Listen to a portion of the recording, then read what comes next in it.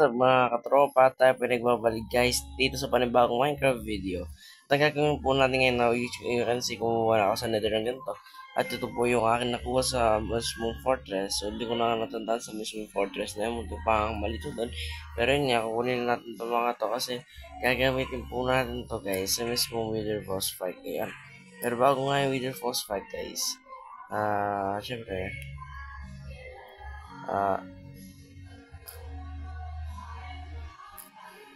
alam ko pinakita ko yung mismong update sa mismong natin dito. Sa mismong storage room natin. Nandun pa rin siya talaga. So, dyan ko na lang lalagay lahat ng mga farm ko.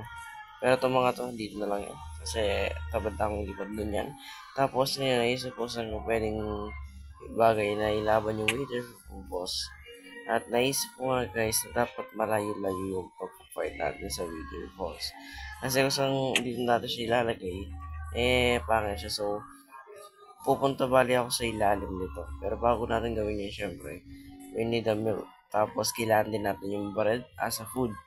Kasi, kapag wala tayong food, guys, pwede tayo may chance na mamatay lang tayo. So, wala tayong makakaya kapag namatay tayo dun. Ayan, may force worker ako eh. Galing mo nga natin ito. Napaka-ano yan eh. Ewan ko po ba't nakipag-trade ako sa video ng force worker. Alam ko lang bakit. Para sa, ano tawag dito?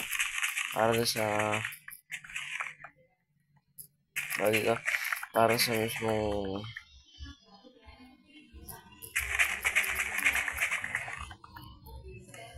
mga magma block. So, dun siguro yun. Naglagay ako ng ganito.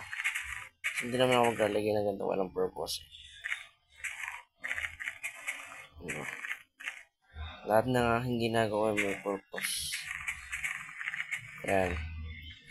Actually guys, baka tapos nito kayo, mag-record ako ng scary teacher kasi gusto ko mag-record ngayon kasi wala namang pasok. Tapos nang gagawa ko ng module. Kasi kailangan ko pong gumawa ng module guys. May gawain din po ako. So ngayon, after ko makakuha ng mga ganito, we need to craft this. Kasi kailangan nga natin itong craft. So yan. Para makapag-craft tayo ng ng bread, we need i-build tayo. So para makapag-craft tayo ng almost 30 lang. So wait na yun, 30 lang naman. Makapagay na ako. Ayan. Tapos pupunta na ako ng tawag dito. Spot na yun. Yung Wither boss guys sa mismong ilalim kasi hindi ko siya lalaban in open area. Medyo delikado naman yung base natin. So, naisip kong labanan yung Wither boss sa mismong ilalim talaga. So, hindi po dito. So, medyo delikado dyan. Dito ako saan ako nag-mine noon. Aray. Dito ko po siya naisip ilagay. Kasi po, doon ko siya nilagay, medyo delikado nga po siya. So, ilalagay ko na lang siya sa medyo mababa. So, ibig sabihin, hindi tayo magiging danger dito. Yun lang. Kasi kapag nakipag-wither boss fight, guys, na-trauma na ako dito eh. Dito na natin siya ilalagay. Ano rin po naman, tsaka pupunta ako sa malayong ito actually. Kasi delikado guys kapag sa hanapin natin siya in-spawn. So, actually dito ko na siya i-spawn yan. Patay na maliit na column dito. Kasi actually guys, yung wither boss guys, mabilis siyang umakyat. So, para pabilis nga yung natin, pwede rin po itong gawing farm. Opo, kung alam nyo po, pwede po siyang gawing farm. If gusto nyo mapabilis yung pagpo-farm nyo. Pero, is not a good idea ito palagi gagamitin nyo sa pagpo-farm kasi medyo delikado rin po ito. Kung tatanungin nyo. Ayan, wala natin ito. So, medyo delikado rin po ito guys kapag ginawa nyo itong farm. Pero ito hindi po siya farm purposes. Kailangan natin talaga siya labanan. Oh my goodness.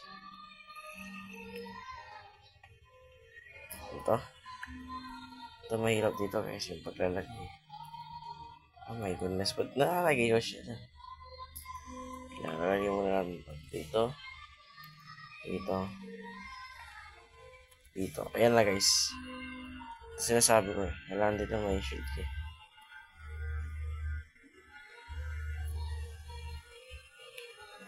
Ayan na. Ay. Apa din?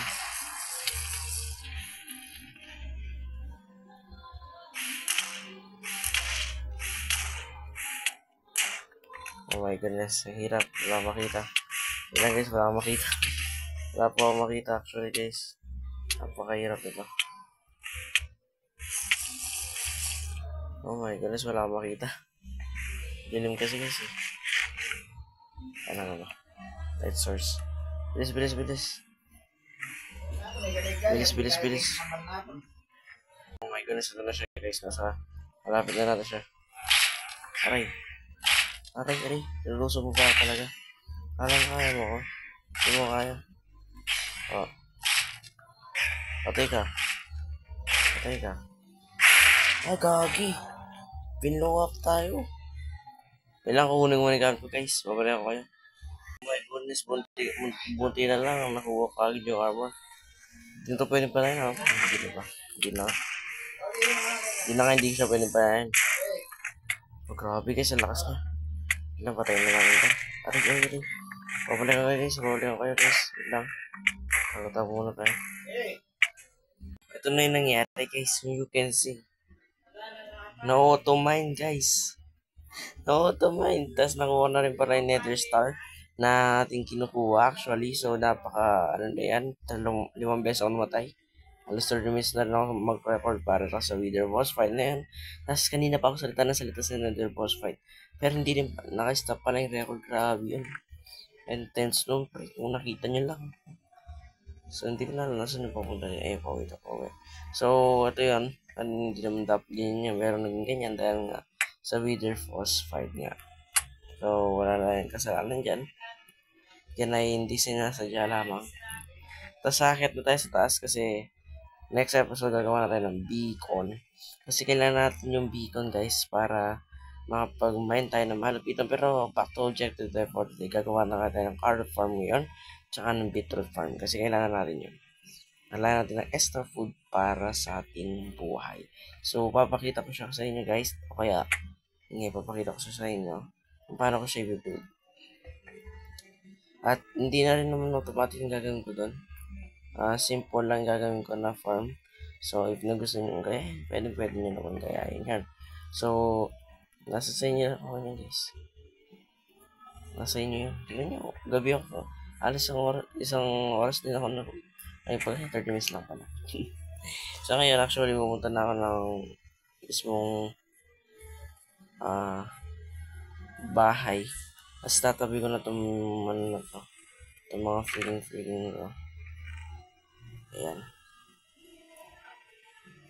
Lalagay ko na muna dyan. Diyan ka na muna. Ay, bilang ko muna lagi. Lalagay yung importante yan eh. Lagyan natin dito yan. Tapos pala guys, yung mga gamit ko na lang na ginamit ko last episode, yung gagamitin ko.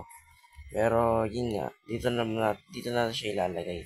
Kasi kapag iniba pa natin yung spot, hindi naman siya magiging pangit. So, pagsasama-samahin ko lang yung mga farm ko. So, dito ko na siya ilalagay guys. So, gagawin ko niya, papatagin ko tong spot na to.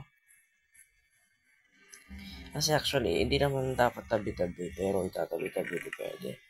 So, hover po yun guys. So, ilalagay ko na dito yung mga hindi naman importante.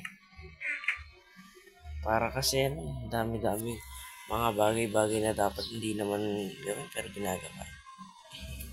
Pero yun nga guys, lalagay ko muna dito yung mga hindi ko kailangan. Yan. Ayan, lalagay ko dito yan. Para ma-insert naman sila na hindi na sila kailangan. Yung rotten flesh, kailangan natin yun. Pero, ito muna yan. Para mo ilagay na dito. Kasi hindi naman natin kailangan yan. Tapos yung mga possible na pwede natin kailangan ilalagay din naman dito. Kasi hindi naman lahat diba kailangan natin. Pero nga guys, dito natin siya ilalagay. Siguro yung mga iba kung dapat hindi pakita sa inyo dito guys, kinat ko na.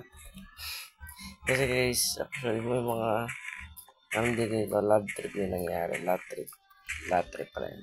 So dito ko siya ilalagay. Balak ko siya nilagay sana sa ibang lugar. Pero dito nga natin lalagay yung mismong ano natin mga farm. So dito ko na siya ilalagay. So naisip ko na design is ganito rin actually. Ganyan din. Pero yung parap naman sila dito. Pag ganyan sila bali. So yung gagawin ko. So babalik na guys kapag nabatid ko na to. Let's go. Boom! So nakita nyo dito guys. Yan, boom, boom talaga. Inayos ko na po siya guys kasi dito natin lalagay yung farm ko. Naisip ko siya dito siya ilagay na parap sila dito. So gagawin ko outline guys. Napakadali lang naman. So nandito na yung gamit ko. Yan. Gagawin lang natin yung design na nangyari noon. Kasi hindi na natin siya gagawin as in cobblestone na naman kasi magiging pangit siya kapag cobblestone na naman. So, wait lang natin. Wala natin titigan yun guys. No? Pag tinignan natin yun, walang mangyayari. So, mamamatay lang tayo sa internet. I-outline ko muna siya guys kasi kailangan i-outline to para magandang tignan. Ayan. Tapos, gagawin natin yung mismo dito. Ayan. So, dapat ano lang. 1, 2, 3, 4. 1, dito siya nga.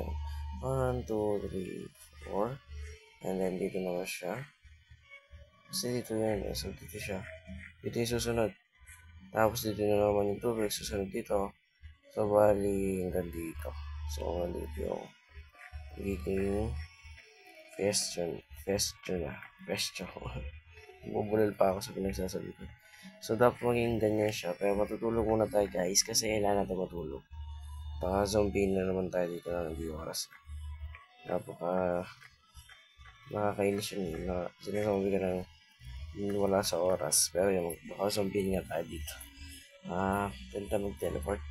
Pwede tayo mag-teleport. Panis. Hindi kayo mag-teleport ng gano'ng kabilis guys. So lang. Lumon tayo guys. Sa pagtutulog, hindi sa totoong buhay guys. Ito lang. Para hindi maiwas kayo na ayun ito may ganito lang gawin nyo guys. Napakabilis. Wait lang. Patayin natin itong mga epal na ito. Ayaw pamamatay. Patay naman kayo. Patay na kayo. So, ganyan po yan actually. Wait lang. Testing natin yung dirt. May dirt ba ako dito? Wala akong dirt. Ano naman akong dirt. Huwag mo sabihin na ilagay ko sa ano yun. Di ba may food ako kanina? May food ako kanina guys. Tapos wala bigla. Wow. Diba? Wala bigla yung ano, food ko. Ilamanap muna tayo ng baka. Patayin na natin. Wala kayong nakikita na guys. Walang nangyari. Saan yung baka? Wala. So dito natin lalagay yung isang ano. Natin siya lalagay. So, ayun, gagawin ko. Bubungkalin ko to kasi kailangan natin makita na kung paano gagawin yung ano natin. Kasi gusto ko makita guys kung anong magiging itsura niya. Kung tama ba yung pagtansya ko dyan. Pero wait lang, kukuha tayo ng ano. Dito ng mismo gamit natin stick. Tsaka na lang ng ganito shovel. Kasi kailangan natin ito shovel Kukuha tayo ng kukuha tayo ng mismong dirt. So, saan tayo maganda kumuha ng dirt? Dito na lang. Medyo malayo guys. Yung hindi naman dapat gagamitin talaga. So, ito na lang. Mas mabilis to guys kapag naka-netherite na yung natin shovel. Paki-netherite na rin siya. Tapos yung village na yan guys, yung nakita yung village na yan, bahala kung ano yun yung wall. Kasi, dapat talaga yung wall yan. So, parang, yun yung magiging village natin. Yung village lang, pero ito talaga yung village natin. So, yan. Kakalbuhin ko na to spot na to kasi kailangan ko yung dirt. Hindi ko na kailangan yung dirt, ko kukunin to. Kukunin natin to. Kakalbuhin na natin to.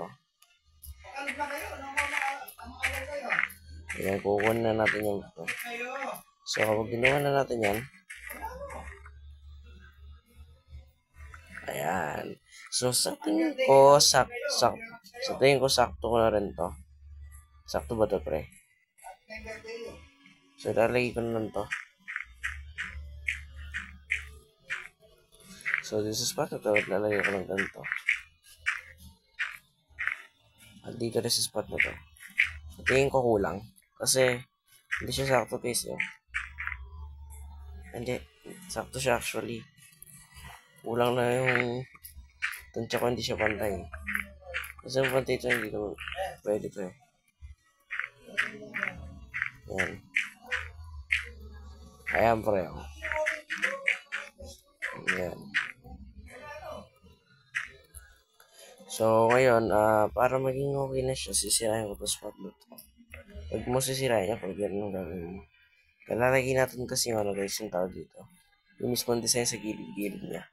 Kasi kailangan natin sirahin ito ang spot nito. Kasi lalagay natin mismo yung spot na ano. Dito lalagay ko mismo ito. By side, so, ganito siya ganyan. So, magiging siyang ganyan guys, kasi dalawa-dalawa lang by side. Tapos, kukunin ko mismo yung mga woods dito. Kasi kailangan ko yung wood para sa ating ano, gawain. Ito, mabis naman to eh. Kukunin lang naman natin to. Ayan. Bungkal-bungkal lang tayo guys. Then yung matapos yung ano, yung mismo carrot farm or yung beetroot farm nyo, pwede nyo na siyang gagyan ng lupet. O. Tapos lalagay nyo na yung mismo ano dyan. Pwede nyo lang ilagay yan guys. Kasi sa malupit yung ganyan na may design siya. Ay paano. So binigyan tapos siya ng light dito para wala mag-despawn na mobs. Nanggal ko na yung boots ko guys eh. Yung nakakainis eh. Yung boots eh. Beetroot na lang muna ilalagay ko. Para malupit. Ayan. Lagyan nyo na yung beetroot dyan guys. Pwede nyo lang ilagay. Kasi pwede talaga yan oh. Kasya ba to? Kasya to alam ko eh. Kasya. Hanggang dyan. So alas pwede na yan diba? Tapos ganun din yung mangyayari sa mismo ano. Susunod na farm na gagawin mo. Kaya lang natin yan guys. Tapos babalik ko sa inyo after a while. Let's go! So after a while guys, ayan, natapos ko na po yung dalawa. Ay actually pinakita ko pala to. Tapos yung isa hindi ko na siya pinakita kasi yung ginawa ko naman sa isa guys, ganito rin naman. Pero yung isa guys, na siya carrot farm. So okay, diba? Okay. Pero yun guys, maraming salamat sa panonood nyo ngayon upload natin ngayon. Ay para sa araw na to kasi magre-record pa ako ng ibang video. Yun para sa araw na to. Bye.